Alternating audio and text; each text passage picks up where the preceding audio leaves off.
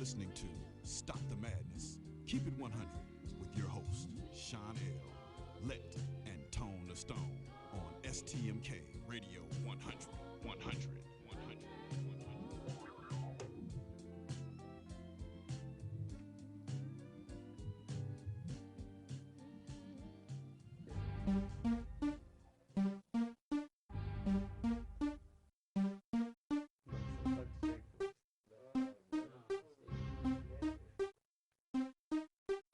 Yes, this is a PSA, a public street announcement.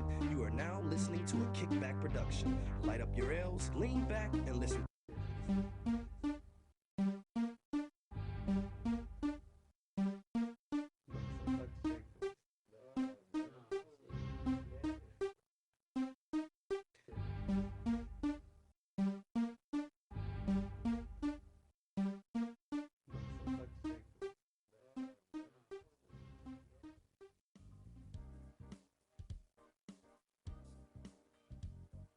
Good evening, family, and welcome to Stop the Madness. Keep it 100 with your host, Sean L. I'm in Studio 51 tonight. Courtney will be here with us later. Tone is Stone and Let is on vacation. You know, last week we was talking about how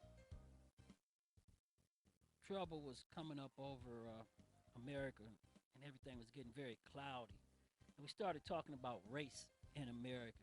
So this weekend we attended a town hall conference on violence in the inner city and in America. And that's going to bring us right back into what we was talking about last week on the show before we went off. Waiting just for everybody to get inside here for a minute. So we looking at that. We talked about race in America. So we're going to start off there with race in America. We asked a question at the town hall that everybody kept asking. Were we going to repeat our worst time in America? That's a question that everybody wanted to know. Were we going to repeat history in our worst time in America? And you have to ask yourself, are we going to actually do that? Repeat our worst time in America? We know that period lasted about 4 years. So everybody's asking themselves, what's going on? We knew that race relations was bad, but we really didn't understand the extent of it until the 2016 election. And we did the post mortem last week. So you have to ask yourself right now, what is going on in America? And why are we so hateful to each other, especially after coming out of a period with a black president? Is that part of the reason why we're doing this? I mean, everything's happening around us is running parallel to 1968 in so many ways. And now, with all the hate crimes being reported, you have to ask yourself, why is this happening? Kids walking out of high school to protest in the street because of the way the school officials are handling some of the racial incidents. And this is very serious, people, and this is a conversation that America really needs to have and that we're going to have to talk about, okay? Incidents across America has risen to a point right now where it's alarming. Over 700 hate crimes has been reported to local law enforcement agencies across America. Hate crimes in schools are taking place at an alarming rate and students are being expelled. You have to ask yourself what's going on here. Incidents in schools across America has risen to an all-time high, most in Pennsylvania, Michigan, and West Virginia. And it's not just one race being targeted, okay? You have Muslims being targeted, women being targeted, African Americans being targeted, Latinos being targeted, and all of them's being targeted toward all right movement. And you have to ask yourself, why is that? And why is that happening? We talked to one reporter, and it's alarming of the reports that he's been getting and investigating. And also, Daily News reporter Sean King gave this report to the Tom Joyner Morning Show about how we was going into uh, this era of kids being harassed and hate crimes. I'm still talking about Donald Trump and the fallout from this election. And since Donald Trump was elected president last week, I've received thousands and thousands of emails from all over the country reporting a terrible increase in hate crimes and bigotry and racism and intimidation. And at first, I'd simply read the emails that I was getting and I'd do my best to verify them however I could, and then I'd share them on Facebook and Twitter for the world to see. The more I shared them, the more I received. At first, it was dozens of them, then hundreds, then thousands. And over, over the past 8 days, some really good folk at the Southern Poverty Law Center, Harvard, MIT, and a great group of people from a company called Ushahidi, which specializes in crisis mapping, have all joined in. And together we've been doing this work almost around the clock of verifying and organizing and studying and mapping and sharing these horrible stories. It slowed us down a bit, the methodology that we're using, but it's allowed us to be accurate in our advocacy and reporting. And this morning, I want to share some painful ways that Donald Trump's election is impacting America's children. And these are all incidents that we have verified and local reporters have followed up on our claims and on our stories. At South Lehigh High School in Pennsylvania, the principal there admits that since Donald Trump was elected, they've had countless incidents of white students calling black students the N-word to their face. This sounds crazy, but white students at this school have created a new chant toward black students there that says, "Heil Hitler, cotton picker, you're a N-word." And they're chanting this around the school. At Royal Oak Middle School in Michigan, the day after Donald Trump was elected, Josie Ramon, a 12-year-old Latina, pulled out her cell phone during the lunch period and filmed a huge crowd of her white classmates, dozens and dozens of them, chanting, build the wall," at the Latino students. Here's a quote from Josie. "Tears were running down my face," said Josie, who's Mexican American. "I was so upset. A friend of mine went to the bathroom crying. Everyone was chanting along with it. My friend was scared and was so upset, and I felt so bad for her." End of quote. At DeWitt Middle School in Michigan, white Trump-supporting students began telling black students to go back to Africa, Latino students to go back to Mexico. Then those same white students began forming human walls to block Latino students, mainly girls, from getting to class or getting to their lockers, telling those young girls that they were going to make America great again. The students were both humiliated and terrified. At York Tech High School in Pennsylvania, a brave student filmed white Trump-supporting students walking openly through the halls with Donald Trump banners chanting white power.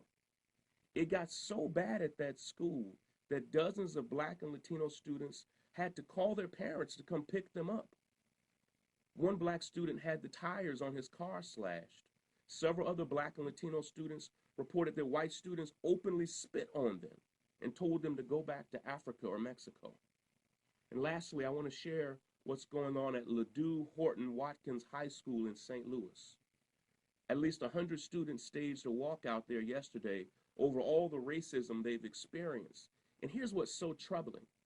This high school is one of the highest ranked high schools in all of Missouri. And it reveals the troubling dilemma that so many black parents face when searching for good schools for their children, when that too often means that they then have to subject their kids to racism as a result. After dozens of students reported being called racial slurs, other students said white students told them that they needed to go sit at the back of the bus. On Tuesday, and I just posted pictures of this, a white student with a hot glue gun kept threatening to use it against a black student. First, he put the hot glue in the young man's chair, which he did not know, and he sat in it, and it literally burned his butt.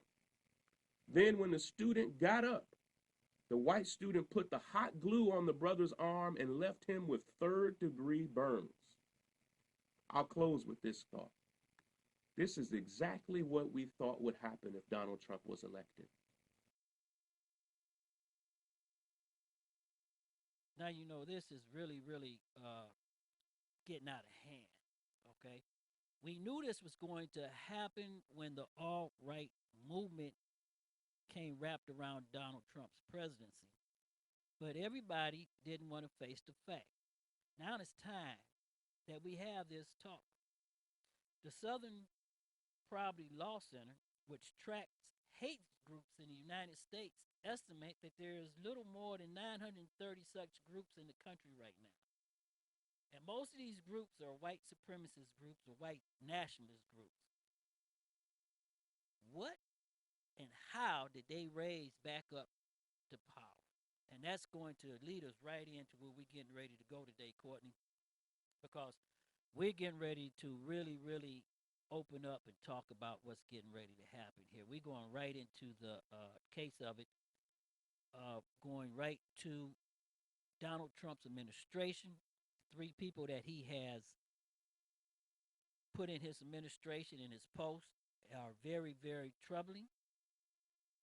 No one can deny where they stand or what their part of their stance is.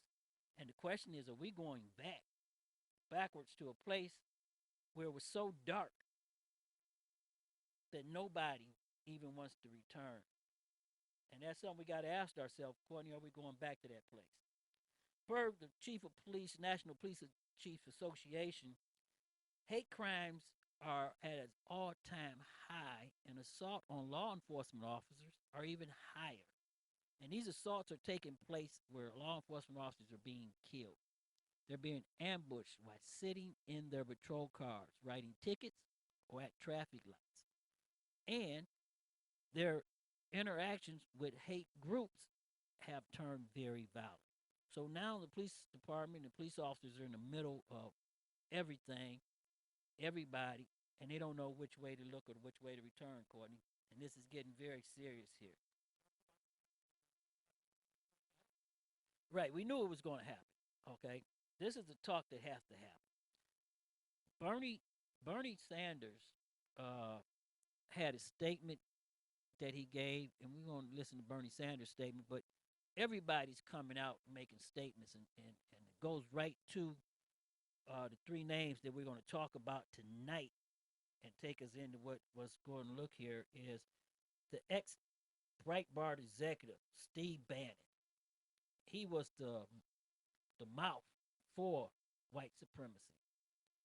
And everybody else saying, oh, go ahead and give him a break and pass by it. I don't think that you can give him a break or you can pass by this. And I don't think this is something, Courtney, that we can turn around and not look at and we cannot talk about, okay? Because when you look at this goes right to the point that everybody was talking about at the town hall this weekend that we talked about, that we attended the conference, the violence and the hate crime. And now our kids are involved in it. Kids are not learning this, okay? Kids are getting this from home. Definitely. Okay, they're getting it from home.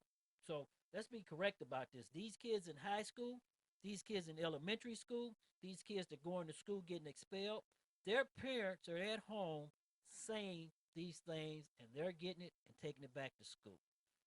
Bernie Sanders had a statement he wanted to send strongly from George Washington University about what could happen and what is going to happen under a Trump administration and how the U.S. Senate is going to stand up against them.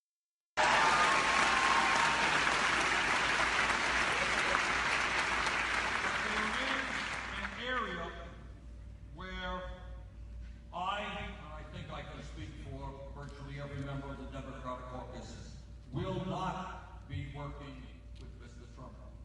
We will not be involved in the expansion of bigotry, of racism, sexism.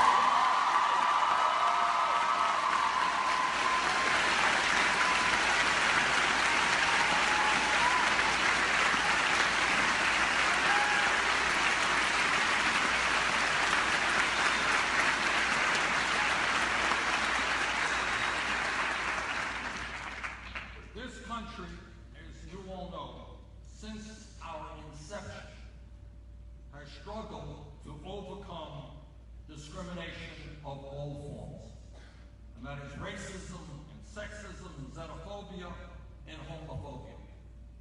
For hundreds of years, extraordinarily brave people have stood up, and some of them have died in the struggle to end discrimination in America. And I say to Mr. Trump from the bottom of my heart, and I know I speak for millions of fellow Americans, Mr. Trump, we are not going backwards in terms of bigotry. We're going to go forward in creating a non-discriminatory society. As he said, we're going to go forward when we do this. Everybody must understand that. Going backward is not even an option. At the town hall this weekend, we had a guy there, John, of Eros. I know everybody may not know what Eros is, so I'm going to tell you. Eros is a patriot group, okay? And their social base is they believe in the supreme being and the supreme race. We did a little research, okay? We talked to them. We sat down and went out with them, Courtney, and we interviewed them. We talked with them. We even went back to people who have dealt with them and asked them about it. We're going to talk about that when we come back from a commercial break. So everybody, let's go pay some bills and we'll be right back. You're listening to Stop the Madness. Keep it 100 on STMK Radio 100.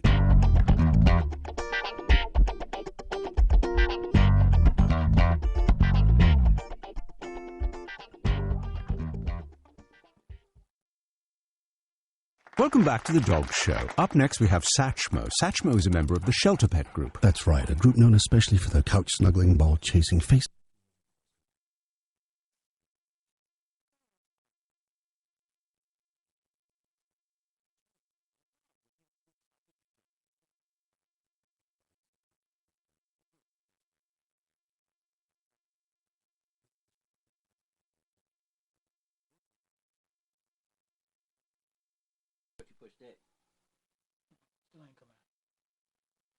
Welcome back to The Dog Show. Up. Right now, we're going to come back into our set right here. We have a little electrical problem. Did you keep going? So we're going to go right back into this commercial break one more time. You've been tuned in to Stop the Madness, keeping it 100 on STMK Radio 100. And now back to your host one more time, Sean L., Let, and Tone the Stone.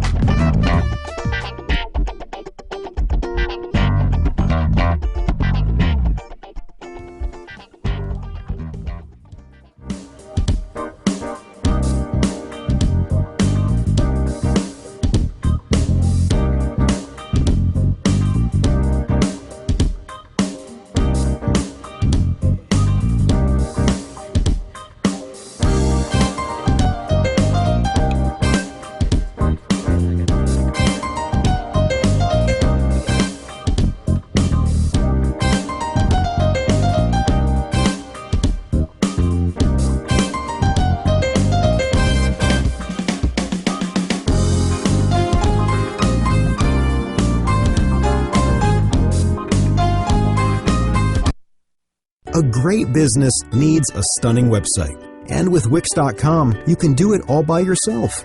Wix.com makes it easy to look amazing online, no matter what type of business you're in. Show off your images in a beautiful gallery.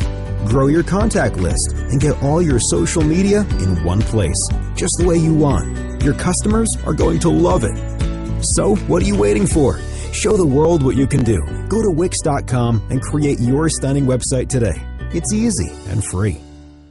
You're listening to Stop the Madness. Keep it 100 on STMK Radio 100.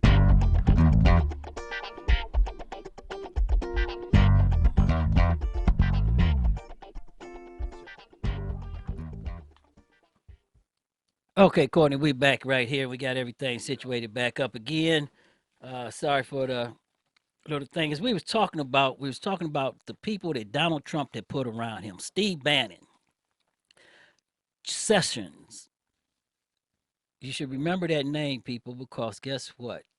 That is a person who Jeff Sessions was appointed to be a federal judge, and back in a Republican administration, they said that he was so racial that he would be a disgrace to the bench. He's now going to be your attorney general. The third name that nobody heard about because nobody asked about it, Courtney, is Steve Cobbets. Steve is the man who did the cross check. Remember we was talking about that last week, Courtney. Cross check, where they went into the voter rolls and removed 1.4 million people throughout America. And what they did was they went to Mississippi, Georgia, Ohio, and they looked for common names such as John Brown or John Jr. Brown or Junior Brown or Gonzalez. If your name was Robert Gonzalez or Joe Brown or Jim Brown or Jim Brown Jr., and there was a Jim Brown Jr. somewhere else in the United States, and you didn't have to be the same person, they removed you from the rolls. That is the guy, the Kansas Secretary of State, who wrote that law. And he wrote some of the worst anti-discrimination laws on the books. And you need to look at that and read about it. But what I was going to go into, Courtney, was John of Euros. And everybody asked me, what's the difference between a white nationalist or a member of a white supremacist group and a militia group or the Patriots or the Freedom Power? And basically what it is that the white supremacist group preaches hate against Jews, blacks, Catholics, and white supremacy, okay, which means only white people. The militia groups preach no government. They have two different messages, okay? They don't want no government. They don't care if you're police officers, you're the enemy. They don't care, as the one guy from the Colorado Front Range militia said, if a police officer stood in front of him, he didn't care if you was white or black, he would shoot you, okay, because you're the government. They see you as an occupied army. And what's happening right here, a statement that Jack W. Hill made kind of gives you an idea of where we're going here tonight with our discussion, Courtney. It's a hard discussion right here, and this is a discussion that America has to have. It's time, America, we have this discussion and we don't turn our heads away. We don't run around and say, oh, get over it. You can't get over it unless you sit down and talk about it. And now we have to understand our kids are getting involved in something that they shouldn't be involved in. We got kids in prep schools being expelled and suspended and charged with felony hate crimes. That could follow them for the rest of their lives, okay? And this is touching everybody in the suburbs, the inner cities, the rural country areas. Nobody's exempt from being touched from that. You know what I mean, Courtney? Right. So but is it going to actually follow them? I'm beginning to wonder about that. Well, they're charging some and some is being expelled. So the question is, what's going to happen down the line, okay? And that's a big thing. But we talked about those three names, and you should understand this because people have been talking about this all during the election, but we refuse to listen. We don't know no policy. We didn't ask about these individuals. We didn't ask about anything what his administration was going to look like.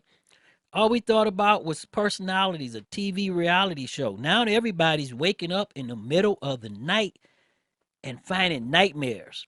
And something that somebody should understand, we're going to go back to reporter Sean King on a report that he did about Steve Bannon, who is the chief strategist to the president. This is the person that got the president's ear. This is the person that's going to be talking to Trump. This is the person that's going to be telling Trump what he needs to do. This is the person that's going to actually give Trump his policies. And this is scary. As a man of color, I'm going to sit here and tell you it is frightening. everybody should be waking up to this, and everybody should be concerned and frightened. And to tell you who Steve Bannon is, we have three good people that we're going to listen to tonight that's going to explain to you who they are. But before we go there to Sean King's report, Jack Hill of Colorado Front Range Militia gave this statement to us when we send out a press thing to get one of them to come on to the show for an interview. And Courtney, here you go. You can read Jack's statement and let everybody know right where he stands, because he doesn't bite his tongue or bite any words when he starts doing this. Oh, this is dealing with the Southern Poverty Law Center. The Southern Poverty Law Center, which tracks hate groups in the United States, estimates that there are a little more than 930 such groups in the country right now. Most of these are white supremacist groups or white nationalist groups, according to Potok, a senior fellow at the SPLC. The ex-Breitbart executive, who serves as Trump's chief strategist for the new administration, told The Hollywood Reporter that darkness is good. Dick Cheney, Darth Vader, Satan, that's power. It only helps us when the liberals, get it wrong, when they're blind to who we are and what we're doing. He said in an interview published on Friday, his first outside of Breitbart since the election. And this boils down to the message they are preaching, Potok says. The patriot groups draw from a much wider social base than the white supremacist groups, he said. There's a limit to how many people you're going to be able to enlist or recruit by saying we need to kill the Jews, and then everything will be fine. Wow. And let's see, of John Euros, the beautiful Germany of the 1930s, with blonde children happily running through every village, has been replaced with a multiracial cesspool. Out-of-work Africans can be seen shuffling along the same streets, which used to be clean and safe in the days of the National Socialists. One day, people in Germany will grow tired of the political correct police state that is destroying their lives. They will recover their national pride and start speaking the truth about their past, regardless of what the militant lesbians or thought police tell them. Once that happens, Germany may finally be a great nation again, free of foreign control. No. Did you say that? Yeah, that's what's on the paper. That's for real statement, folks. This is a statement given to us. And this right now, I'm getting ready to say this. This should be alarming to everyone. I am I'm speechless that they're not even hiding it now. They're coming straight out saying how it is. And I talked to a lot of people, Bernie supporters. I talked to Green Party supporters over the weekend, this town hall. I talked to law enforcement officers. I talked to lawyers. I talked to doctors. And people are really concerned. And the reason they're concerned is because of the hate incidents that are taking place, is that people are running up to cars with baseball bats. If you got a Trump sticker on your car, they're pulling you out of your car and assaulting you, okay? If you walking down the street and you Arab female and you have a hijab on, they're threatening to burn it off of you. This is something that's really serious. We're going to go to Sean King's report on who Steve Bannon actually is and what he stands for. You know, we talk so much about what might happen if Donald Trump would be elected, but here we are now talking about some of the fallout from his election. And on Sunday evening, Donald Trump announced that his chief strategist in the White House will be a man named Stephen Bannon. It was the first announcement he made for staffers, and it's a clear signal that we don't have to wait and see who Trump values most in the world or whether or not he will become a new version of himself once he gets inaugurated. If I had to create a list of despicable human beings, Bannon would likely be number one on that list. He is an immoral, unethical, crass, vulgar, sexist, abusive, white supremacist, white nationalist, anti-Semitic, xenophobic bigot. His list of offenses is vast and well documented. Liberals and many conservatives alike have all said that this appointment is genuinely dangerous, and I agree. It was just 3 months ago that Trump shocked the political world and made Bannon, who was the president of the trashy conservative media company Breitbart Media, when Trump made him the CEO of his campaign. But the notion that such a divisive and problematic man will now be the chief strategist for the highest office in our land is alarming. By alarming, I mean terrifying. Nothing about Bannon or his character qualifies him for such a position. I seriously doubt that he would be hired as a chief strategist for a single Fortune 500 company in America. Hell, he'd struggle to be hired anywhere. His record is that problematic. He was charged with beating his wife. Out of their divorce, we strangely learned how much he hates Jews. It appears that everywhere he goes, he scares the hell out of his employees. In the early 90s, Bannon was working for the Biosphere Project in Arizona, and the company lost a lawsuit because he threatened to assault a female employee there. Ben Shapiro, a conservative who worked for him for years, said, and I quote, "Many former employees of Breitbart News are afraid of Steve Bannon. He is a vindictive, nasty figure, infamous for verbally abusing friends and enemies. He will attempt to ruin anybody who impedes his unending ambition," end of quote. And I could end right there. All of that should be enough to disqualify Bannon and send him back to Breitbart without a pass to the White House and access to more information and power than any man like him should ever have. But that's not the full extent of who he is and why so many of us are deeply concerned. The man's a bigot. And under his reign and by his own admission, Breitbart Media has become the platform for what they now call the alt-right. That sounds simple and harmless, but it's neither. The phrase alt-right was coined by one of the most bigoted, racist, white supremacists in America named Richard Spencer. He was called a symbol of the new white supremacy by the Anti-Defamation League. The Southern Poverty Law Center called him a suit and tie version of the white supremacists of old, a kind of professional racist in khakis.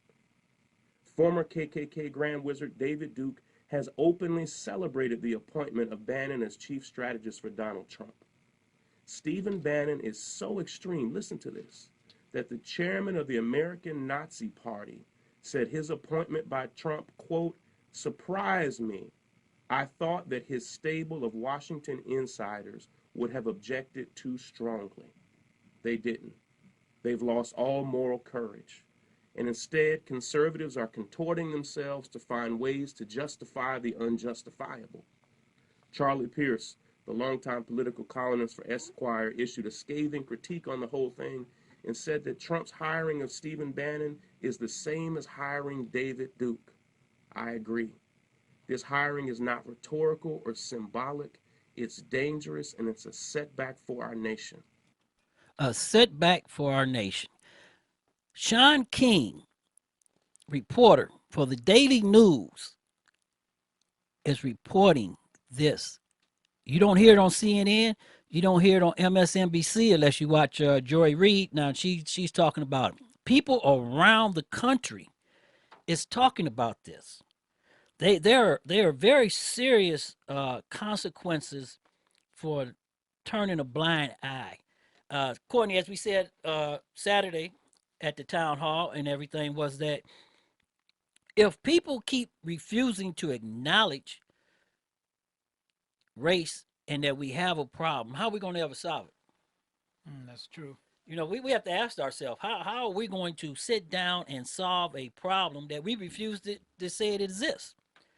And with what's going on, are we on our way back to 1968? And everybody keep asking me like they was at the conference. 1968? Yes, I'm talking 1968. Richard Milhouse Nixon came in on Law and Order. What's going to happen? What are the programs? They're talking about cutting Medicaid now. Did anybody know Medicaid was going to be cut? That's a program that is not supposed to be touched. The elderly people would say, oh, you're not going to touch Medicaid. But guess what? We were so busy with personalities and the reality show, we didn't even look what was going on. And this is not just, as somebody said in the chat room, liberal talking. Okay, I'm not a liberal. I'm a more a progressive. Okay, and a Reagan Democrat. That's what I am. Okay, because if a Republican got something that I like, I'm gonna vote for him and I'm gonna go along with him. And if it's good for America, we should do this. What happened to President Obama shouldn't happen to any president, because nobody should obstruct the president from doing their job, especially when he's working for the American people. But when you start talking about people saying this is Glenn Beck. Okay, he's far from a liberal Democrat. This is Glenn Beck discussing for us with his group of people before his show on what Donald Trump's administration stands for. Oh, Steve Bannon's agenda and his vision of America. It's not pretty. Right, and here's that first big clash is going to be. Steve Bannon has talked about wanting to oust Paul Ryan out of the speakership. Well, Reince Priebus and Paul Ryan are best friends. They're both from Wisconsin. They both started there. Reince has great relationships with Mitch McConnell and Paul Ryan, and how does that play out over? Doesn't. Bannon stays, Reince leaves. You think so? Mm-hmm. Wow. What is it? What are his connections to Breitbart still? Is he completely separated? He says he is, but I wouldn't believe it. I would want to actually see. Maybe we can push for a similar type, something he can sign, kind of like the precedent of how Obama made Clinton sign. That. Yeah, and that worked so well, didn't it? Oh yeah, that worked great. Yeah. But something something that we could have, to say, look, there's a severe conflict in the waiting here. You just need to know that Breitbart is and has been TV. State-run TV. and the pusher of the alt-right movement, basically. That's who's your senior advisor to the president. The guy who said, we are the platform for the alt-right. When people, then nobody's looking into it, nobody really cares. When people really understand what the alt-right is, this neo-nationalist, neo-Nazi white supremacy idea that Bannon is pushing hard. Yeah. I hope they wake up, because if not, we are racist. If that's what we accept and we know it, then we are racist. I contend people don't know what the alt-right is yet.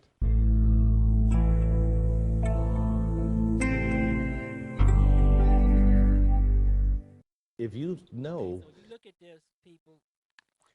If you look at this, what they're saying right there is very serious, okay? What the agenda is, what's happening there. We're talking about the alt-right agenda, and this is Donald Trump has nothing to do with this, except he's the figurehead there, and he's surrounding himself with these people, and I don't even believe he understands what he's surrounding himself with, and one have to ask themselves. So we're going to tell you what the alt-right is, and a better person to tell you is this young man right here.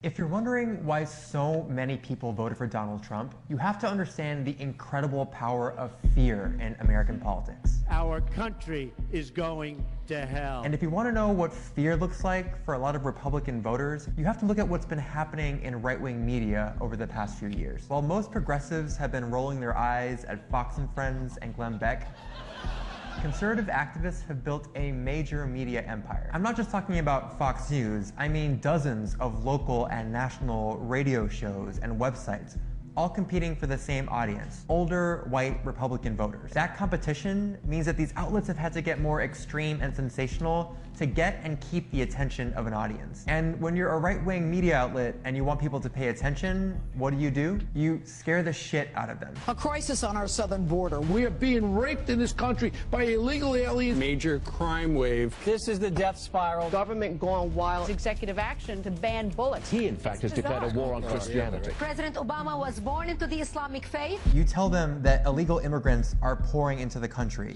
that black thugs are rioting in the streets. Black Lives Matter is killing Americans. That refugees are actually terrorists sneaking across our borders. Taking Islamic refugees would be suicide. That the president is secretly a Muslim who hates America. Barack Obama's emotional attachment to the Muslim world has hurt the USA. You talk about death panels and Black Panthers and the war on Christianity and stolen elections and creeping Sharia. Sharia law is now changing everything. You make them believe that their own government doesn't care about them. We're not governed by people who do not like the country. That their identity as Americans is under attack. The last acceptable form of discrimination in this country now, 1, Christians, and 2, white men. And most importantly, you teach them to stop trusting other sources of information. Time for Media Mash, our weekly roundup of all the ways the mainstream liberal media puts their spin on the news. This is nothing new. It's how scam artists and cult leaders work. Convince your audience that the rest of the world is out to get them, that you're the only person telling them the truth, and it's really easy to get them to keep coming back to you. This is the real world, and I'm just someone who wants you to know what's going on. That brand of right-wing paranoia really easily becomes a breeding ground for things like white nationalism, anti-Semitism, and racism. You've got this toxic combination of fear and anger, resentment, frustration with political correctness, and a media machine that desperately needs to find external scapegoats. So did political correctness prevent the atrocity from being stopped? And so a lot of right-wing media has been hijacked by neo-Nazis and white nationalists and white supremacists. The alt-right you keep hearing about is the product of white nationalists merging with mainstream right-wing media. They are basically the next generation of what are traditionally the neo-Nazi movements, the KKK. Alex Jones and InfoWars are now peddling anti-Semitic conspiracy theories. It's not the Jews are bad, it's just they are the head of the Jewish mafia in the United States. Breitbart has just become a straight-up white nationalist website. Site known for bigoted attacks on immigrants, Muslims, and African Americans, among others. For many years, the Republican establishment has been cool with this, has been cool with letting their base be fed a diet of red meat, paranoia, and conspiracy theories. Angry, paranoid viewers make for really reliable voters. The problem is, the same paranoia that makes someone a really good consumer of right-wing media also makes them incredibly difficult to govern. The kind of voter that doesn't like compromise, that thinks the country is falling apart, that wants radical and unrealistic fixes, and that assumes the worst of their opponents. And so over time, you've seen the Republican Party get increasingly pulled to the right. Just look at what happened with the 2009 Tea Party movement. After months of fear-mongering on Fox News and talk radio about death panels and government expansion, it's anti-government, anti-CNN, since this is highly promoted by the right-wing conservative network Fox. Panicked and angry Tea Partiers knocked a bunch of moderate Republicans out of Congress and replaced them with a wave of extreme, radical newbies. We've come to take our government back. Those newbies came into Congress channeling the same rage you see in right-wing media. Trust no one, say no to everything, shut down the government if you have to. And they did. Most people in my district say shut it down. This country very well may need some sort of shock therapy. The Tea Party wave ushered in an era of gridlock in Congress that has just become the new normal. The House Republican caucus is at the moment essentially ungovernable. And that gridlock creates a feedback loop. Nothing gets done, Congress's approval rating drops lower, and people get more and more scared and frustrated. And then someone like Trump comes along. And he trounces his opponents because while they're all trying to sound like normal Republicans, Trump fully embraces the fear, anger, and paranoia of the right-wing echo chamber. If we don't get tough, we're not going to have our country anymore. He takes the doom and gloom business model he learned on Fox and Friends and turns it into a presidential campaign. You could say that Trump is the candidate Fox and Friends invented. Even hires the head of Breitbart to be his campaign CEO. His supporters finally think they're hearing someone who tells it like it is, which really just means sounds like what they hear on talk radio every day. And the GOP establishment faced this impossible choice. Oppose Trump and risk being steamrolled by his supporters, or throw the party's weight behind a paranoid, reactionary, and incredibly cruel version of republicanism. We know how the rest of that story plays out. Trump has been selected as the Republican And at this point, nominee. it's probably too late to be asking how to stop the Fox Newses and Rush Limbaughs of the world. Conservative media outlets have no reason to tone down their rhetoric. This is all great business for them. But we should at least be clear about what's happening here. We have a conservative media machine that badly needs its viewers to be scared, angry, and reactionary, and a system of government that badly needs its voters to be the opposite, to be level-headed and thoughtful and willing to compromise. One of those has to give. The paranoia that's been festering in right-wing media is lethal to a functioning democracy. And if other journalists can't find the antidote, can't figure out how to deal with and dispel those fears, we're going to keep seeing our politics hijacked by hucksters who are more interested in profiting off a shtick than they are in actually making America a better place to live. Making America a better place to live. Now, we're just talking about the chief strategist to the president, Steve Bannon. He started something called Operation America. And everybody's sitting back saying, well, that's the liberals and the Democrats, Courtney, but we just heard from Republicans. Mm-hmm. Glenn Beck is far from a Democrat or liberal. Right. We just heard from a lot of people on the all-right end. And we're going to hear from a gentleman, okay, that is going to tell you exactly how he feels. And this is a gentleman who has ties to the Ku Klux Klan. The reason a lot of Klan members like Donald Trump is because a lot of what he believes, we believe in. Donald Trump would be best for the job. For president. Yeah. I am a farmer and white nationalist. Support Donald Trump. Sending out all the illegals, building a wall, and a moratorium on Islamic immigration. That's very appealing to a lot of ordinary white people. Voting against Donald Trump at this point is really treason to your heritage. Will you unequivocally condemn David Duke and say that you don't want his vote or that of other white supremacists? I don't know anything about white supremacists, so I don't know. Trump named Steve Bannon as his new campaign CEO. Mr. Bannon is best known for his controversial Breitbart News, a campaign chair that ran a website that has become a field day for the alt-right, which is racist and all sorts of other ists. The alt-right, which is the sort of dressed up in suits version of the neo-Nazi and white supremacist movements. A lot of what he believes, we believe in. Now, we're going to also hear from the head of an organization, Jay Taylor, and he is the American Renaissance. And American Renaissance is a alt-right position where they come straight forward and tell you this. And I want everybody here to listen to this because this is not being made up and said by me, Courtney. No. We're going to stop the madness. We're going to keep it real. And we're going to let our audience know what's going on and who the people is that are being placed in high positions. And we want you to understand what their motives are and what their agenda is. Okay. And if you know that, then we can deal with it. Okay. Because now we go into a mode, as someone said at the town hall, of resistance. I don't believe in going into a mode of resistance. I believe in taking a stand and meeting the problem head on. And it's time for America to have this talk about race. Here is Jared Taylor on American Renaissance. Hello, I'm Jared Taylor with American Renaissance. What's the alt-right or alternative right? Millions of people heard the term for the first time when Hillary Clinton mentioned it in a campaign ad last week. A campaign chair that ran a website that has become a field day for the alt-right, which is racist and all sorts of other ists. The alt-right, which is the sort of dressed up in suits version of the neo-Nazi and white supremacist movements. She said it's full of terrible people, and she tried to connect it to Donald Trump. So the mainstream media are now full of stories explaining the alt-right.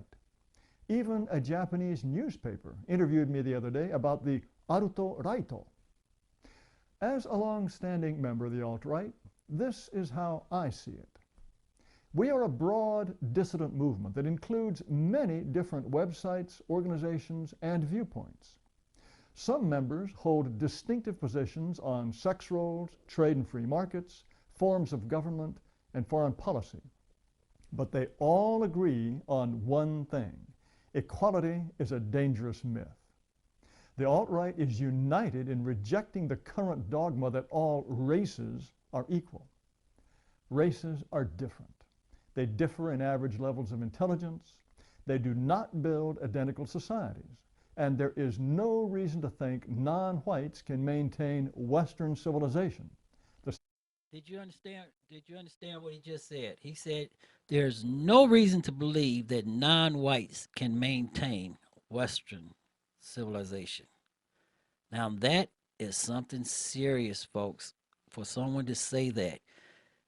People of color, I don't care if you Latino, Courtney, black male, he said there's no reason to believe that you can maintain Western society. That means if you're in charge, like Barack Obama was, right, it's going to fail. And this is a conversation we need to have, because this you can't make this up, Courtney. You can't make this up, okay? You really can't make this up. Right.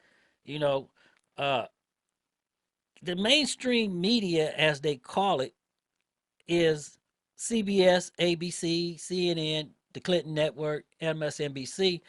But then they want to say their media is Fox News, Breitbart, the news that preach hate, and everybody has to come back around to this, okay? So we have to ask ourselves, are we actually going to get involved in this?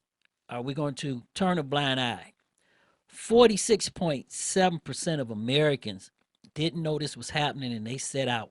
So now 25.6% of Americans have set their agenda, and we're going to have to play by this agenda because they're setting everybody into it. And people are scared. You got Republicans scared to even say something. Here's some for the inside of the alt-right. This was on CBS this morning. Who's aligned with the so-called alternative right movement.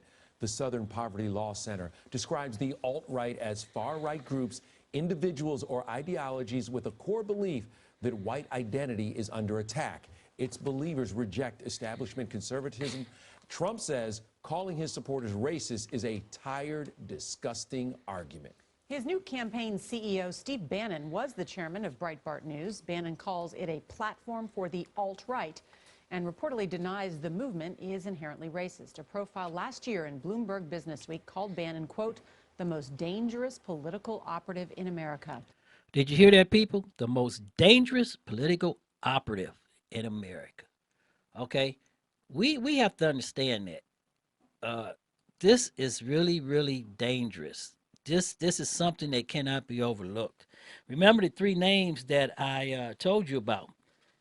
If you think Steve Bannon is bad, when we come back, we're going to talk about Judge Sessions and find out where he comes from. At the Table with Reverend Bill Miller on STMK Radio 100. Check out Reverend Bill Miller's Bible study radio broadcast live on the new STMK Radio 100 at 8 p.m. Eastern Standard Time and 7 p.m. Central Standard Time. Please listen in and support him as he joins the realm of broadcasting to encourage believers and offer the comfort of God to others across the airwaves. At the Table with Reverend Bill Miller on STMK Radio 100. Also, feel free to contact him for prayer, counseling, and conversation at brobill9608@yahoo.com.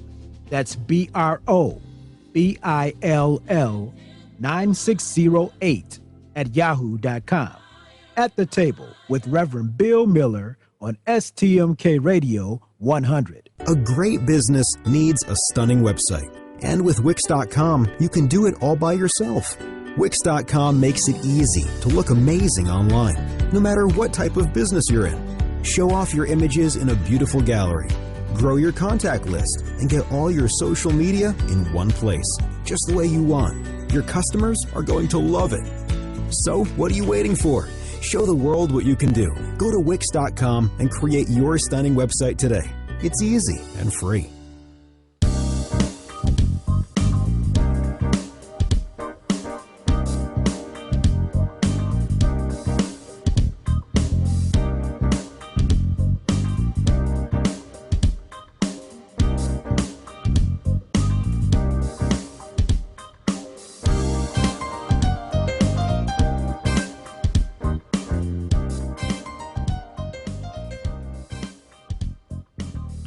listening to Stop the Madness. Keep it 100 on STMK Radio 100.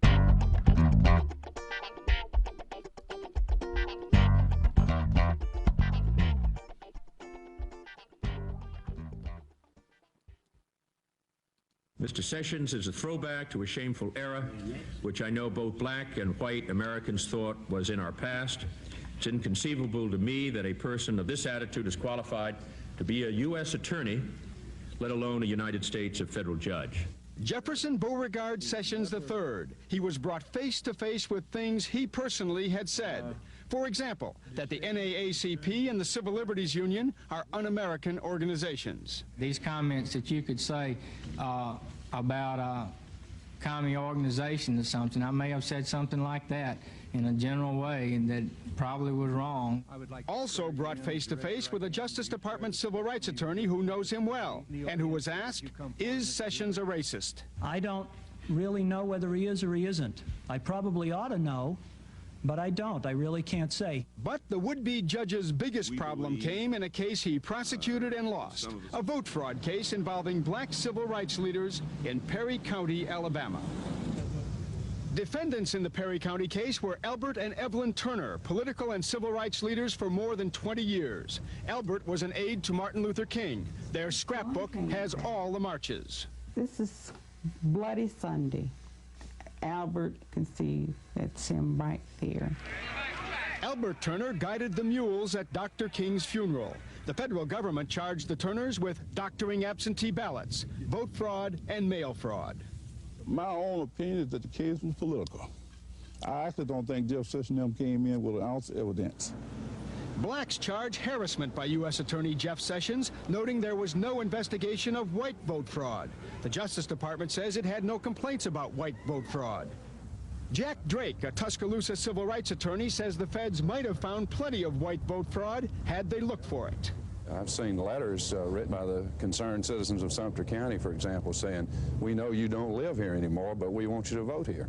Drake says race is the only issue in black belt elections, that the federal government got involved in a local struggle over the courthouse. I think the motivation came from the whites who live there, who are really desperate when they start to think about losing control of the county courthouse.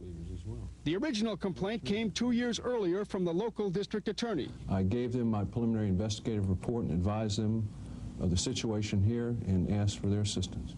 Roy Johnson showed us the original impounded ballots. He said the Turners illegally changed some of the absentee ballots they had collected. Ballots are being changed from the way the voters had cast them. Johnson turned his evidence over to Jeff Sessions and asked the U.S. attorney to monitor the 1984 primary election. I told them basically what I've just outlined, that we had, in essence, sheer unadulterated fraud in the absentee balloting process here in Perry County. Some blacks whose absentee ballots had been changed were bused to Mobile to testify. Law enforcement authorities say everything went smoothly. Others say they were terrified. I don't believe those people who were carried to Mobile in that bus will ever vote again. The case was tried last summer. Albert and Evelyn Turner were found not guilty. Jeff Sessions declined to talk to NBC News, but his friends and supporters told us he is not a racist, and the Justice Department says Sessions had a good case. Jack Drake disagrees. I didn't think the government had a case. The impetus of it, I think, was to keep blacks from voting, to intimidate people, and they went right after the leadership that they want to defeat. Albert Turner does not want Jeff Sessions on the federal bench. A man like Jeff Sessions will be there for such a long period of time, and I honestly think that he will be in the way of progress in this area for quite a while. He is, I believe, a disgrace to the Justice Department, and he should withdraw his nomination and resign his position. Here go a man that in 1986 was said to be a disgrace to the Justice Department and should withdraw his nomination, Courtney, to being a federal judge, which is a lifetime appointment. Now, if 1986 they feel this way about him when he was a lawyer in the Justice Department, what changed in 30 years? True. Okay. Nothing. This is something that we must ask ourselves. What has changed in 30 years if this is the way they felt about him in the Justice Department. I have no doubt in my mind that the three people that Trump is putting around him is getting ready to set America back in race relations almost 40, 50 years. Jeff Sessions is one who portrays himself for voter fraud, and he wants voter suppression. Remember, we talked about that cross-check, voter suppression, with the Kansas Secretary of State. That's another person that they're talking about coming up. Jeff Sessions is, if he's appointed to the Attorney General's office as the Attorney General, he's going to be the one investigating law enforcement officers, hate crimes. How can somebody investigate hate crimes if they don't believe hate crimes exist? Voter fraud, if he wants all these laws, they're not going to turn around and fight them. So, I mean, America, we really have to understand why people are alarmed, and everybody should be alarmed. So, Courtney, I just don't really have a, as we should say, Jeff Sessions. Why would Donald Trump go get him? That's the question everybody must ask.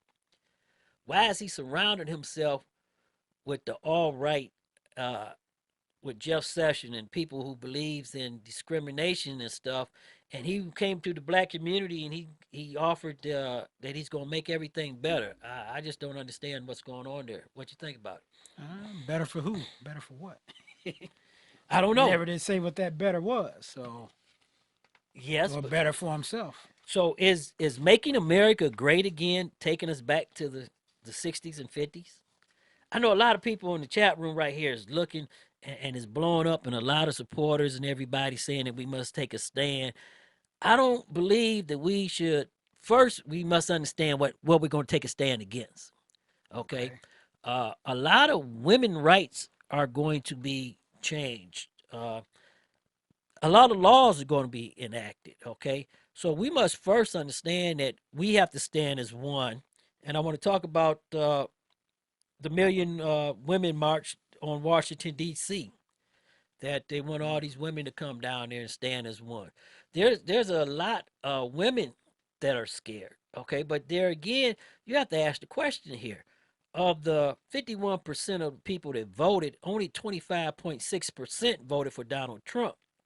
And out of that 25.6%, 53% of women voted for him. Right. Okay. 13% of African Americans voted for him. True. Okay. That's a shocking part right there. Okay.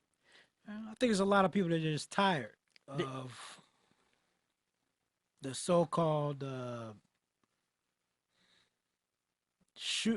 that was going to be a sure thing for the so-called Democrats. Correct. I agree. As far as I'm concerned, it goes all the way back to the Whig Party anyway, when they were all one. Yeah, well, it goes back when they was blue. Remember that? They was blue. Before it was a Republican or a Democrat, it was just the Whig Party. That was it. Well, as a Bernie supporter said, they made a decision to burn the house down. Okay, and that's what they did. They burned the house down. Right, and it may be time for that too. Right, they totally gutted the Democrat Party. They totally gutted it and burned it down. So that's going to come back full strong. But now America must ask themselves, are we really ready for a progressive agenda?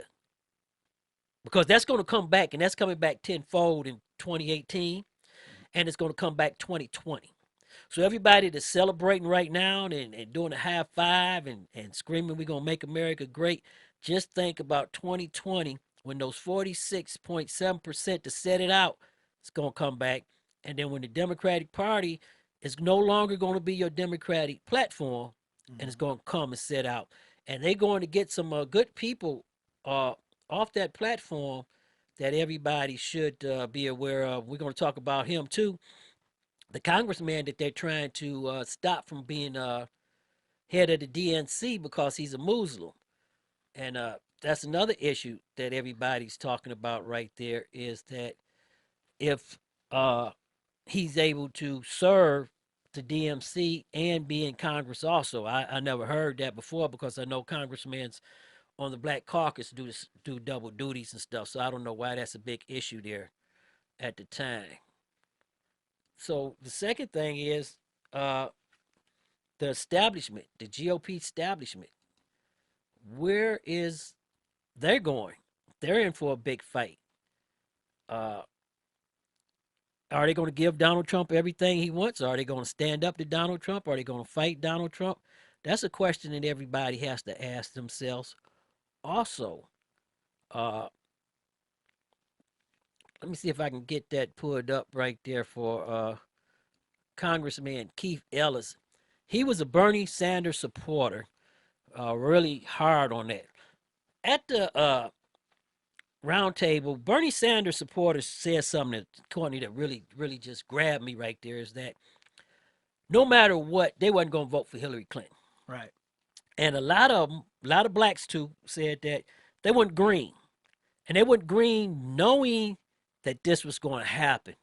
But they wasn't worried about this happening because they wanted everybody to feel the burn. That's, remember, that's their thing, feel the burn, feel the burn. So they wanted everybody to do this. So the question you have to ask yourself, because Hillary Clinton won by 2 million more votes, okay? All right. Everybody's screaming about the Electoral College, but we're not even going to get into that because we talked about that last week. But the states that Bernie Sanders supporters were heavily in, Wisconsin, Michigan, and going down, the question was, why did white women go for Trump?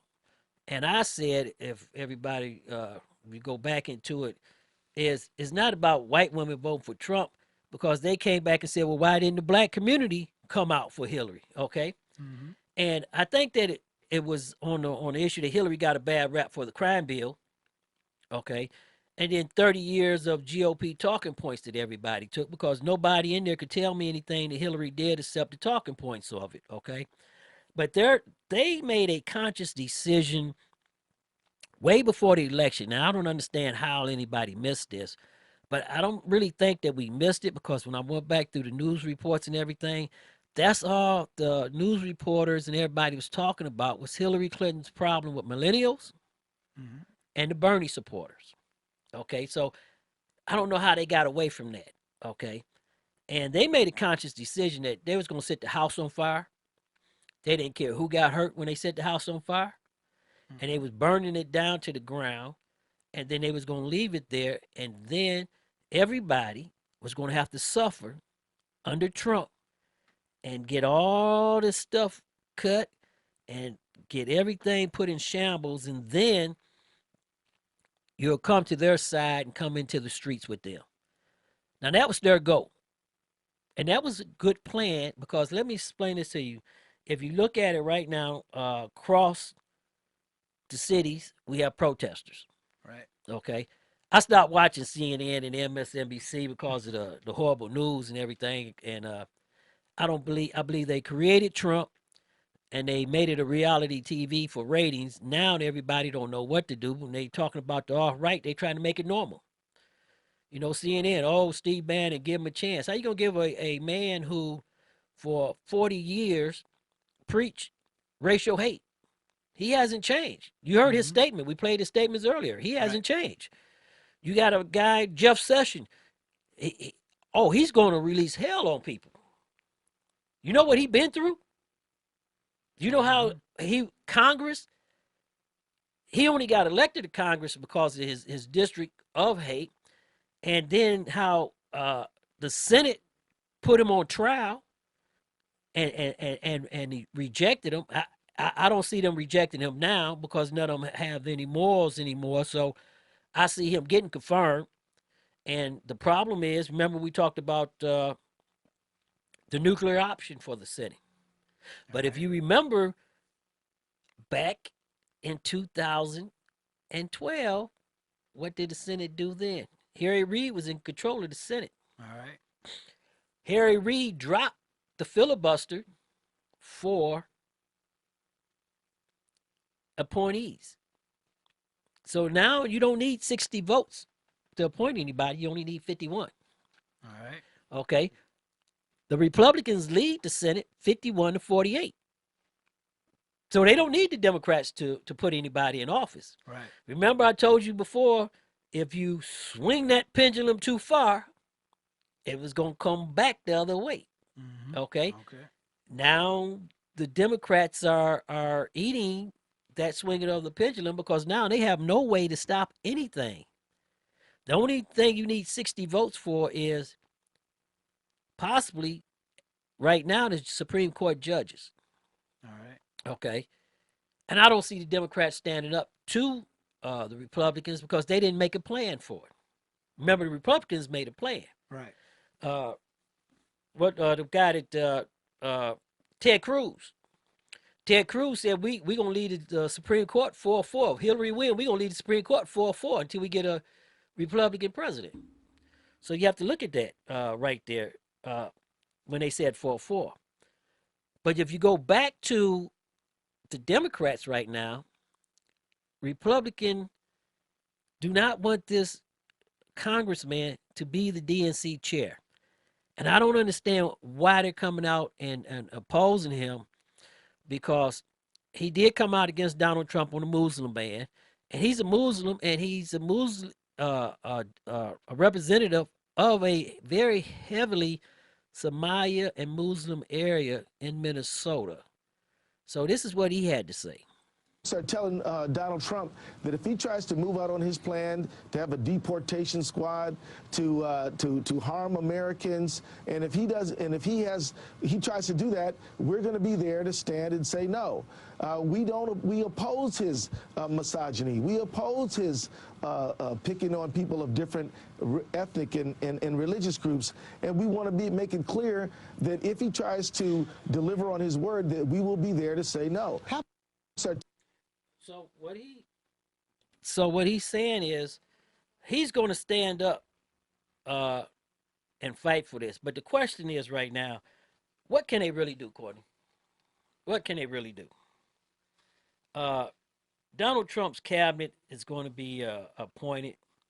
We know that we're in 2 wars, well, semi-2 wars. We ain't gonna say 2 wars. We say 1.5 war. We still in Afghanistan. We in Iraq, which isn't done. Syria is bubbling over. Are we headed for a 3rd war?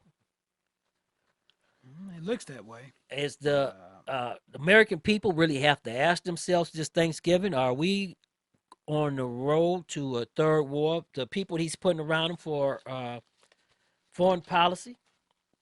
And what really gets the thing for me today is Mitt Romney, the person that called Donald Trump a con man, and all those nasty names, is now going to be his Secretary of State if Trump offered him the thing. He forgave Trump. And that's where we having problems at right here.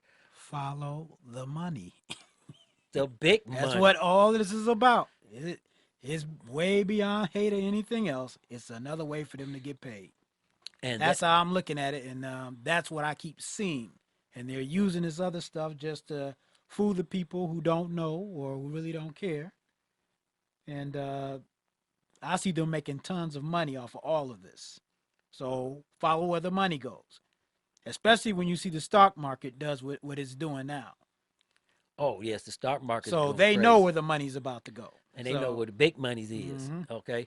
And so the problem, if you follow that money, you may be able to get in on it too. Oh, we need some money. The other side of that, if that money does not help out those so-called poor, so-called racist Trump supporters, what do you think they're going to do? Well, you have to look at this also. I don't think they're just going to just say, okay, well, we've been got again. I think they're going to want some get back this time. Well, you know what the whole problem is that Trump has already walked back on everything that he said he was going to do, Courtney. All right. He has walked back on all of his proposals. He said he was going to get rid of Obamacare. Now he says he's going to keep Obamacare and he's going to try something else. So is it really, can he get rid of Obamacare? That's the question. The thing is, what is he going to replace it with? I don't know. And is there something else that can? Well, it's pretty. It could be something to replace it, but can he replace it? It's the question. Can he replace it? If you look at and if the system has gotten used to it so far, the people that are making money off of Obamacare, where does that leave them?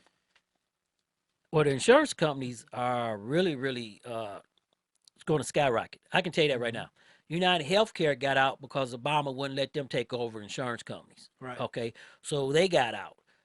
Everybody has to understand that our insurance market right now is on a glass option.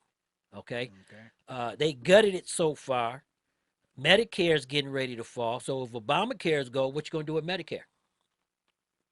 Okay. Medicare go, what you going to do with Medicaid? Okay. Everybody needs to understand Medicare, Medicaid, and Obamacare is all tied into one. And when that glass falls off, there is nothing that can be done. And I guarantee you this, I doubt if they even appeal Obamacare. I think they're going to come back and they're going to appeal the penalties. Okay. I think they're going to turn around and rename it. And you're going to see all the... It'll be the same thing. Right. And you're going to see all the states controlled by Republican governors get into it and start doing the exchange like they should have. And you watch what happens right there. Because the premiums right now, if they pull out of it, it's going to skyrocket. And if you talk about leaving your kids on the policies, and then you talk about forcing insurance companies to take people that have preconditions, there's no way the insurance company is going to stay with that. The premium would skyrocket. You couldn't even think about the premium you're going to have on that. Well, we're going to go pay us another bill, and then we will be right back. 8 p.m. Mondays through Fridays. Stop the madness. Keep it 100 with live call-ins, heated discussions about current events, politics, national news, weather, and sports. Join our live online chat room and let your opinion show. Download our phone app. Also, don't miss our pre-election day coverage. Stop the madness. Keep it 100 on STMK Radio 100. Come join us from 6 to 8 p.m. Mondays through Fridays. The best talk show on the web is here on STMK Radio 100. Call us at 1-866-484-7865. That's 1-866-484-STMK. Stop the madness. Keep it 100. You can do it all by yourself. Wix.com makes it easy to look amazing online, no matter what type of business you're in. Show off your images in a beautiful gallery. Grow your contact list and get all your social media in one place, just the way you want. Your customers are going to love it. So, what are you waiting for? Show the world what you can do. Go to Wix.com and create your stunning website today. It's easy and free. Has been barred from filming at a Minneapolis high-rise apartment building by the people who live there. The network is working on what it describes as a Somali-American family drama series called Mogadishu, Minnesota. The show's writer's Somali-Canadian musician Kanal. An undersea explorer says he's found a legendary treasure after more than 30 years of searching the murky waters off Cape Cod. Barry Clifford tells the Associated Press his expedition recently located a large metallic mass, and he's convinced it's most, if not all, of the 400,000 coins and other riches from the Whydah Galley, the first authenticated pirate shipwreck in North America. Clifford's crew found the galley in 1984. The former slave ship went down in 1717, killing all but a handful of the nearly 150-person crew. Maritime archaeologists and historians say they're intrigued but remain skeptical, mostly because Clifford's been disproved on other finds. The 71-year-old explorer hopes to start investigating the suspected riches this month. A great business needs a stunning website. And with Wix.com, you can do it all by yourself. Wix.com makes it easy to look amazing online, no matter what type of business you're in. Show off your images in a beautiful gallery. Grow your contact list and get all your social media in one place, just the way you want. Your customers are going to love it. So, what are you waiting for? Show the world what you can do. Go to Wix.com and create your stunning website today. It's easy and free. I'm Carlotta Bradley. Officials in Florida are cutting off all access to beachside portions of Flagler County after Hurricane Matthew washed away part of a state road. Richard Essinger of Palm Beach, Florida, stayed put, but wasn't suggesting anyone else do that. We have the best area for weather. However, this one was coming right at us. So I did warn my neighbors, please, I'm not leaving, but don't take my word for this. This thing can kill us. In South Carolina, Charleston Mayor John Tecklenburg says those who haven't left the city should stay inside. We expect a record-setting high tide around midnight tonight, and it will be no time to be out and about. There will be water everywhere. On Tybee Island, Georgia, where the hurricane center is expected to pass early Saturday, one man who chose not to evacuate said earlier he has a little bit of nervous tension about that. AP update. An historic diner in Pawtucket, Rhode Island, which has sat vacant for 14 years, has been rescued from the wrecking ball. A constable held a bidding war outside the boarded-up Silvertop Diner on Wednesday. It was sold to the highest bidder during the public auction for $30,500. The winner owns a burger restaurant in North Attleboro, Massachusetts, and wants to expand. Architects who've transformed old diners into new restaurants say it can cost $500,000 to do it right. One expert says the Silvertop Diner was built during the golden age of diners in the 1930s. Each year, about 2,000 classic diners in the U.S. are demolished. $35,000 grants have been awarded to 6 authors with books in progress. The Whiting Foundation's announced its inaugural round of creative nonfiction grants. The awarded writers and their books include Sarah M. Broom for her book The Yellow House on Hurricane Katrina, Timothy N. Golden for Nowhere Land, America and Its Enemies at Guantanamo, Deborah Baker for The Last Englishman, Joshua Robke for The Invisible World, The Story of Physics in the 20th Century, Sarah Elizabeth Rudin for a new translation of The Confessions of Augustine, and John Jeremiah Sullivan for The Prime Minister of Paradise. The foundation's better known for its annual Whiting Awards, in which it gives $50,000 grants to 10 emerging artists.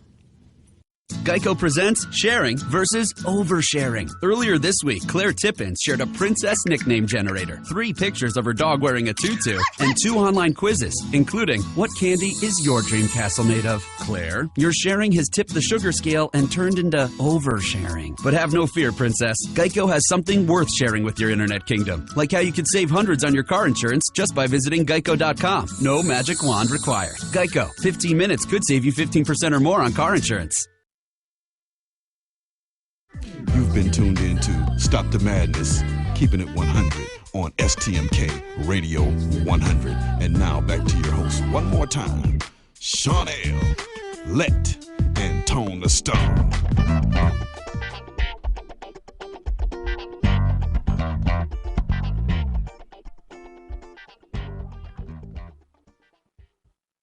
Hey, welcome back, everybody, and thank you for being with us tonight. We were just talking about Donald Trump's cabinet, and earlier we was talking about racial incidents that was happening around the United States. We're going to open up the phone lines. If you want to give us a call, you can give us a call. The phone lines are now open, and the number is 866-484-7865. That's 866-484-7865. Give us a call. Let us know how you doing. Oh, no. Did you say that?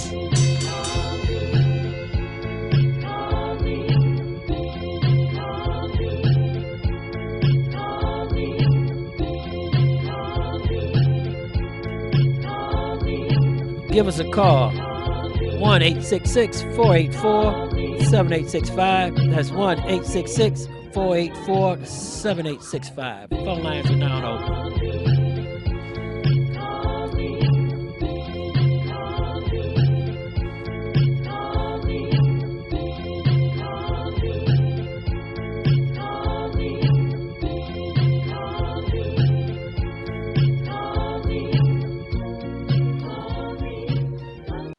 You know, Courtney, we was talking about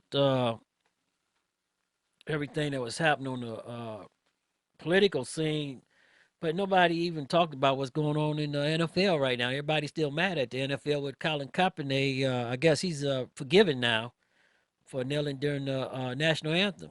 We didn't even talk about that. But next week, after we come back from our Thanksgiving vacation, we're going to talk about Colin Kaepernick and was he unpatriotic for kneeling down during the national anthem.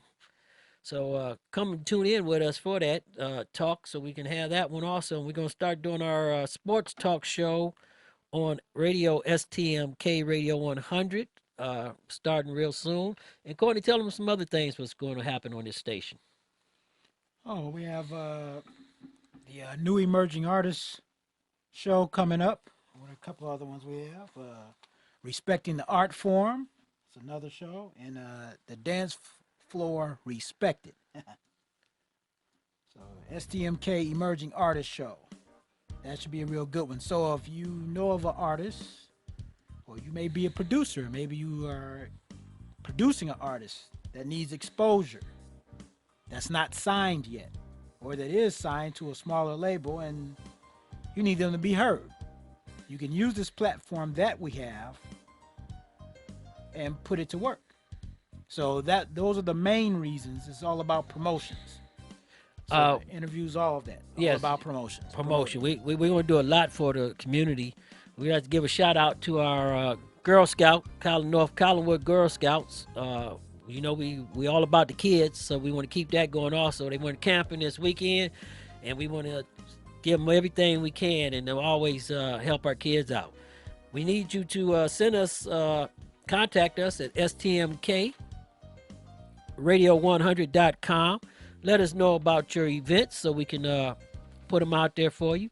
Also, if you want to get into producing a show, if you have a show or a platform you want to put out there, give us a call. Our show is called Stop the Madness, Keep It 100. I'm your host, Sean L. And Courtney, we're going to go right back into our discussion here. Where are we headed in 2016? It's almost over with, so we're going in 17. Where all up to 20. Where are we going? That's the question. Where are we going? Are we headed back in time, or are we going to move forward? That's the question that everybody has to ask themselves. Are we going backwards in time, or are we going to move forward? Are we going to allow someone to move us back in time?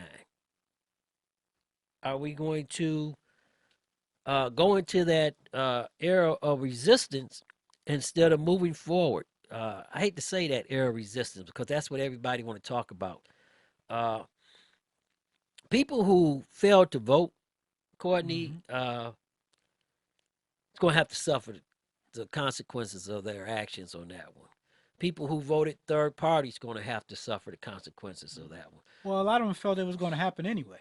Right. So that's the other part of it, and they have a right to feel that way because they've been looking at how things have been going on over the years, all of the lies, and I think that's what it was more than anything. That okay, well, here's my chance to get back at these politicians or to get back at this party, or I'm not going to vote at all, or they don't see it doing any good, especially when a electoral college can just pretty much just say, okay, forget what you're talking about. This is what's actually going to happen. We're about to appoint this person as opposed to elect. I seen that petition online where they was trying to, well, like you said last week, if I remember correctly, last week you said that one of the people on that board, the electoral college board, resigned or something. Oh yes, Vietnamese brother, can't remember, forgot his name. Oh. So he resigned because he didn't want to vote for Donald Trump. And now they're trying to get this he saw it coming. Right. But they got this petition where they want everybody else to not vote for him also. I don't think that's going to happen. I'll tell you the truth. I think Donald Trump is getting ready to be your 45th president, whether you like it or not. Now, the person we didn't talk about, he can still be impeached. Everything hasn't been done yet. Well, well, he's selling all his lawsuits now, so I mean, he's paying big money. He just settled the Trump fraud suit, so they can't get him for that. But they're also saying that this is what this was all about. to put him out there as the front man, he'll get impeached, and then what's his buddy Pence, Pence.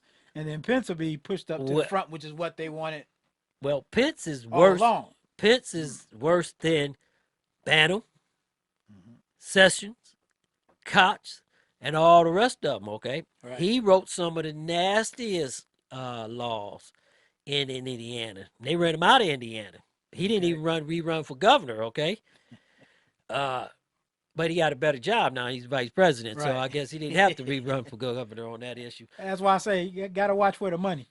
You have to watch that money trail. So, let me ask you this: Okay. do you actually think everybody keeps talking about the revolution and a race war? Do you actually think we headed that way? They're trying to make it seem that way, but it's a lot of people that really don't care. And their thing is, if it comes their way, they're going to deal with it. However they feel at that moment, that's what they're going to do. And I think that's what it's that big question mark. What are people going to actually do? Because you can look around at certain other countries, and France, for instance, when something happens, everybody comes out in the street. They shut everything down. Well, you look at France. France started all this. Okay.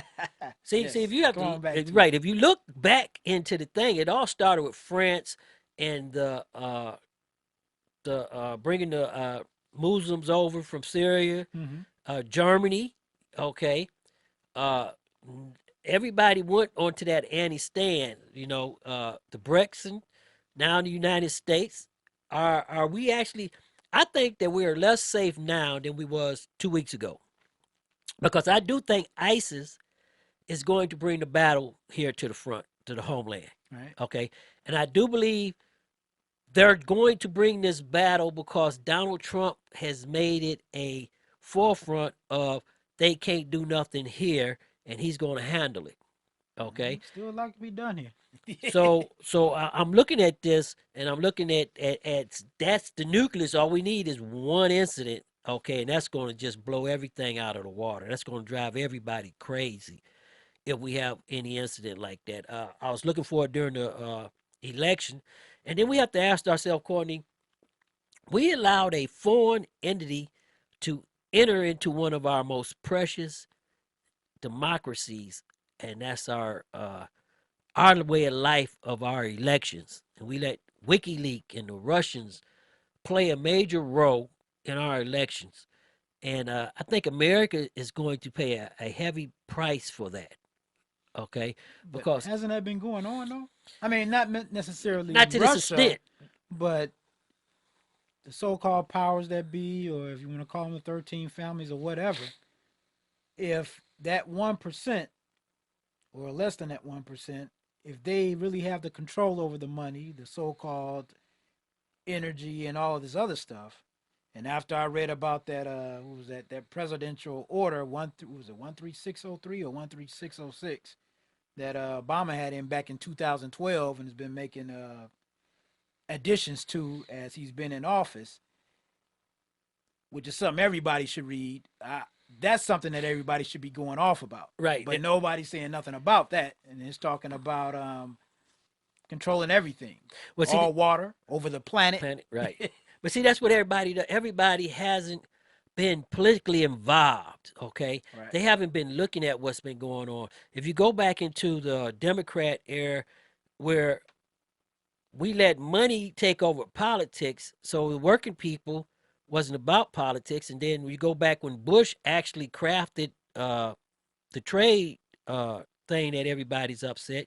And now you hear Trump, he was anti-trade, but he talking about he gonna let the TPP go through. So I mean, you have to look at this, but nobody cares about him coming back on what he said he was going to do to come back, because I can tell you right now in America, no jobs is coming back for the coal miners. No.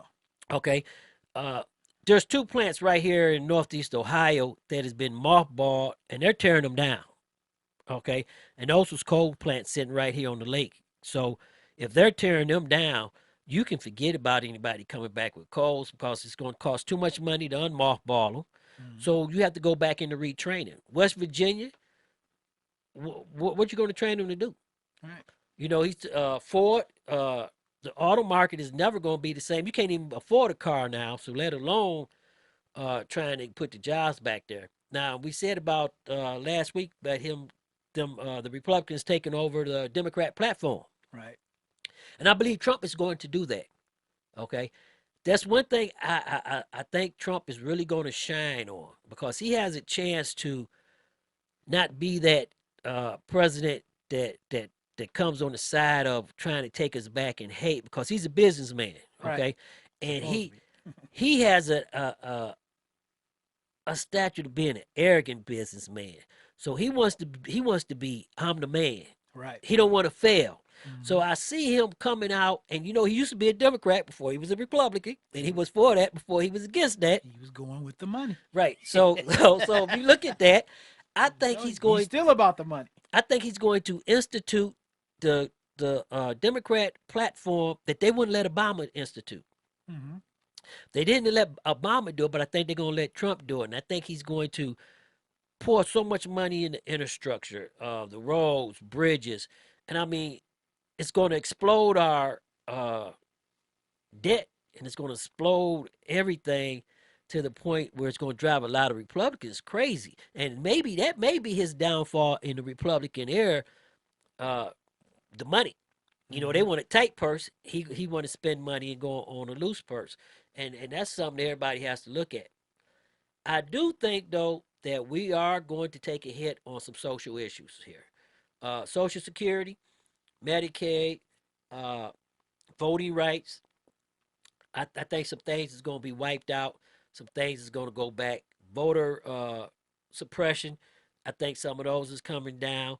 I think the first three people that he appointed had some very serious drawbacks. Now we have to look at his cabinet and see if he put diverse people around him. Right. Okay, he didn't pay the big price. They say he ain't a politician, but hey, he wrote his check. He kept Breitbart. He kept Bannon right there. He gave his people as the KKK say, they now have someone in Washington speaking their talk. Okay, well, he gave him that. You got Jeff Sessions there. I mean, everybody that stuck by him. The only person that he didn't bring up is Chris Christie. So look for Chris Christie. Look for Rudy Giuliani.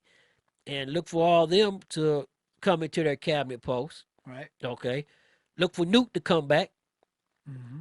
Okay. He may lose his platform, as we was talking about before, as the right-wing news, they're going to go crazy.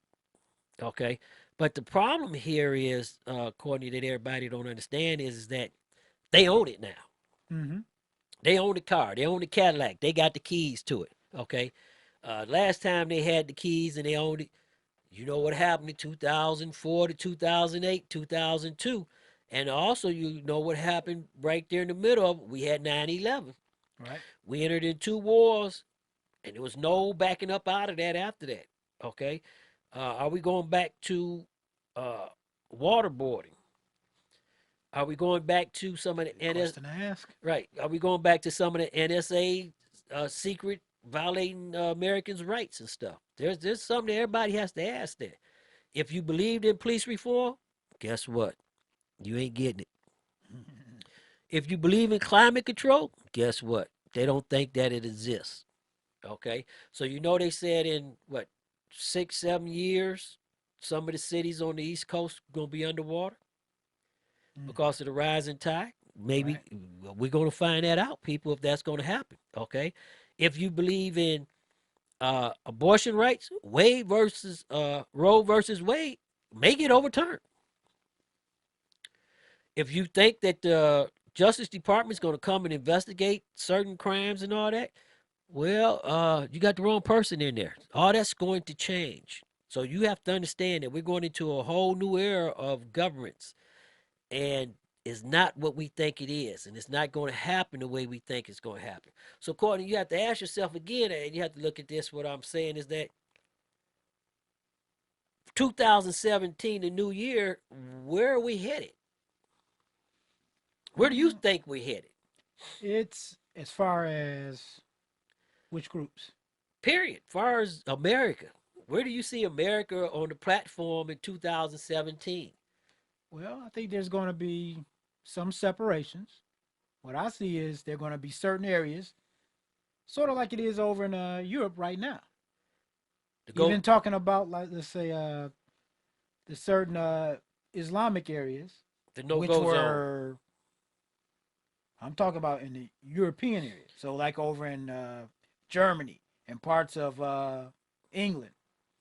Right, but you know, Irish, and that they're actually imposing their Sharia law. Right, but you have to look at this too. The Irish has come out and spoke against that. As you know, they had the big thing saying that America is going in the wrong direction. But you look at the Philippines, something nobody's talking about. The Philippines and stuff is telling America to get out, and they're going to China. So is China getting ready to be a force on the stage? Because I see us getting into a situation where we already too strung out. Right. Remember in Vietnam, the first battle of Vietnam, they had the situation where they called Broken Arrow. Remember that? All right. Where American forces almost got overran. Okay, and that's what blew it up in the news media and brought the news media and the war right into your house. Right. I'm very concerned. And I think all of Americans should be concerned which direction we're going, especially with these racial incidents taking place in our schools. I have a problem with that. I have a problem with the racial incidents that are being taking place on our college campuses, okay? Because that's going to feed over. I have a problem with militia groups and them being violent toward law enforcement officers. Now you just have other people being violent. So everybody now is taking a violent attitude. And that goes right back to the year I said before, 1968. But I want somebody from my hometown had something he wanted to say. And before we leave, I'm going to open the platform up to this person because he's talking from the heart. Okay. And he say it really, really good. And we all have to understand. We all have our views. We have to talk about this. We have to see what's going on. And we have to open the platform up. So a lot of people that are attending and watching and in the chat room, you have to understand that this is bigger than all of us. But this gentleman right here says it really, really good. So I'm going to let him take us out on our night conversation and let him have the floor.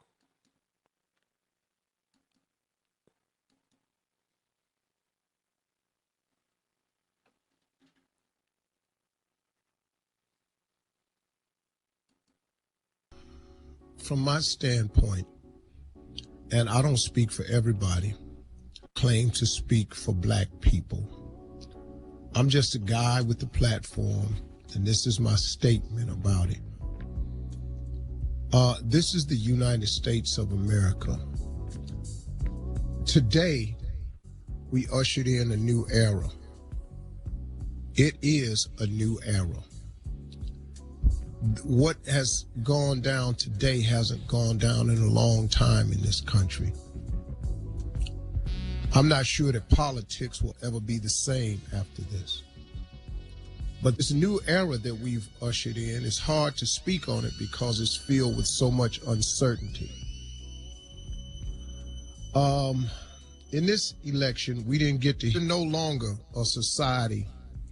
We're not about issues. We are about he say, she say. I've never seen a campaign ran like this before, and I'll be 60. I don't remember a lot, but I had some critical moments in my life. I remember coming to the house and my mother was at the ironing board crying when JFK was shot. And I remember my father coming home and my mama was crying at the ironing board. My daddy said, "Baby, what's wrong?" She said, "Lord Jesus, what we gonna do now?" Because Kennedy fought so hard for blacks, and they made black people actually think that someone cared. So I remember that. I also remember Martin Luther King being shot in '68. I was in the 6th grade. I remember watching the teacher brought a TV into class, and I watched the hearse being drugged down Pennsylvania Avenue. And that began a downfall in my attitude. I did not understand why they killed this man who was always talking about us loving one another, and black children and white children holding hands and having a dream that one day this country would be all that it was printed up to be in the Constitution, and it would live up to its creed. And I remember that. I remember the Vietnam War. I remember my brother being sent away. I remember my brother coming home. I remember lunch sit-ins at counters. I've seen signs, colors only, water fountain signs. I'll be 60, so I've seen a lot. Until I was of age, but I've never seen an election like this that was so ran on so few issues. We just ran on he said, she said. We talked about who slept with this person, who touched that person, who said this, who did that, who stole this, who did that. I just never, it was just crazy what we did. But in this election, I also learned what I learned a lot of times before, that we as people, all people, we take so many things for granted. For example, the vote. The vote was taken for granted. So many people think that they have the right to sit out voting, that they have the right to say that I'm not choosing one candidate or the other because I don't like either one of them. I don't know when a presidency of the United States became a popularity contest. It has nothing to do with experience anymore. That's been proven. It has nothing to do with record. That's been proven. So it became a popularity contest. Two candidates who had unfavorable marks on both sides. I don't know if we really understand what we've done because a new era is coming. But I do know one thing about it as an African American, that we don't have the luxury to act like others simply because we don't get treated like others. So how you think you could act like others and get treated different when you don't get treated like others is beyond. You can't say what you want to say. You can't get pulled over for traffic violations. You can't have something in your hand. You can't put your hands up and say, don't shoot. You can't run. You can't have a cracked tail light. You still can't play your music too loud. You just, what? So for those of us that set it out, who sat at home, you know who you are. We didn't have that luxury. We didn't have that luxury because too many people died so we could vote. But a lot of us didn't exercise that vote. But it wasn't just blacks. I ain't gonna do that to us. We could have done better. We could have done something different, all of us. All minorities could have done something a little bit different this election. A lot more women could have done something a little bit different this election. I get the disenfranchised, the people who feel like they want something different in Washington. And like he said, I'm going to go to Washington, I'm going to drain the swamp. Well, great slogan, but what does that mean? Swamps still exist. There are still Democrats and there are still Republicans. There's still the House, there's still the Senate, and there's still your power of veto. It's the same swamp. It's just got different people in control of the swamp. Now, if he can get in there and change it, I wish him well. I hope he does. And I hope that he's right, that he can bring a change in this country. The problem is, in this new era, we don't know what the change is. I don't know what he means by I'm going to make America great again. We're going to go back to when America was great. Well, how far are we talking about going back? Because going back for us don't mean the same thing as going back for you. I pray you're right, but it's hard to be right when so many wrongs have been said. How do you take the divide that's been created in this country over 18 months with the talks about our Latinos, women, minorities, gays, the wall, the Muslims? How do you bring that together? What is that? And you ran on a platform that made people come out the woodwork to vote, that made the Klan endorse a president for the first time that I can remember, Klan newspaper. So what are you going to say now to close that divide? where people on social media now are saying so many hateful things. So I'm just curious, what we gonna do now? How do we close the divide? What are we gonna do different? I hope what he said in his speech last night was real. I hope that he goes to these inner cities and he makes them safe again. But you ain't gonna make them safe again with the stop and frisk. You're only gonna make these inner cities safe again with jobs and opportunities and education. Because when the disenfranchised feel like they're not a part of the American dream, then they create their own American dream. And oftentimes it ain't a dream because it ends in a nightmare. So what we gonna do now? Donald Trump never badmouthed Bush. Through Katrina, through all of this, I just felt like the government could have done more, but I never badmouthed him. I won't badmouth this one. But we gotta do something, man. Because now it's on and cracking. Because now all this rhetoric talk, we're gonna have to back it up with fact. Do I think a wall is coming? Yeah. Do I think the wall will fix anything? No. Do I think that Statue of Liberty should still stand for bring me your huddled masses? Yep. But it can only bring me your huddled masses if you come from Europe or if you come from Cuba. But you can't come across the border south no other kind of way. It ain't for you in Jamaica. It ain't for you in El Salvador, Colombia, Mexico. That's not what that stands for. If there was a way that these immigrants could come over here and file and get a legal way in, I would understand it. But there ain't no legal way into this country. That's why so many run over here by the thousands, try to seek the American dream, because majority of the immigrants that come over here are hardworking people. They're actually the fiber of this country. So what we gonna do? What we gonna do now? We left with this to deal with. I suggest to all of you, if you're a person of faith, get with it. Because if you ain't never needed him, you need him now. We'll still be here. I thank God for his word.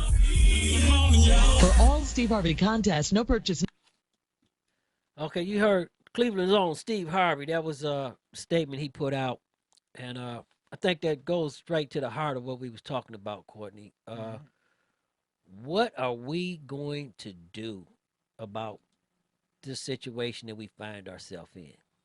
Are we going to go into a status of resistance, or are we going to stand up and make it better? And that's what everybody has to ask themselves right now. And really, I believe something that he really said that we need to do, we need to get God back into our lives. Okay, so maybe a lot of people need to go to the Father and start asking the Father for guidance, and I really believe that we need to get the church back into our lives, and we need to get out and get everybody involved in the community and start letting our kids know that we care about them. And there's going to be some hard times right here, and the times is really going to be hard, Courtney, because our kids are scared to walk down the street to go to school.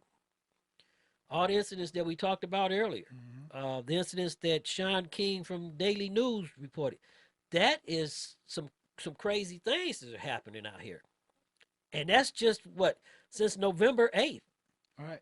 Okay. November 8th, people. What's that? Well, 16 days? We went through it before there was busing. Well, in Cleveland. So right. We went through I had to go with to school on busting. the west side. So there's some stuff we went through over there, but it ain't nothing our people ain't been through before. So, well, Courtney, you know how I feel about it. Fan base is big, I can't lose. She can bow down, I'm the next to move, but I'ma stay on the cool, remain on the under, cause like Andre 3000, your boy's ice cold. Ain't no limit to the gimmicks and ways to make money. No limit to the just to act funny when you get that cake, cause you spit that way. They may love you tomorrow when they hate you today, but yo, that's the way the story goes, so I was told. Following the rainbow down the yellow brick road, but please believe at the end ain't no pie to go. Just some platinum beats from the Cleveland streets. You ain't never ever seen a gangster quite like me. She know I don't give them, and never gave them, I'm just living it up. No, I hold it down, baby, because I'm certified G. I'm just living it up, the money can't go with me, so I'm spending it up. Money ain't no problem, see love and living comfortably. Never giving it up, I made it all on my own, you ain't getting above. Shawty got it live with the players from KC. 360. Yes. Whoa, whoa, whoa. Well, Courtney, it's that time. All right. What you gonna say to our good people? Watch your health. Please stay as healthy as possible. Well, I want everybody to have a good Thanksgiving. We're going to be on vacation for the next couple of days, but we'll be back live the following Monday. I want everybody to be good. If you can't be good, at least be good at it. And as in the old things that I say before the end of all my shows, peace, love, and happiness. Until we see you again, this is your host, Chanel. Y'all have a nice holiday.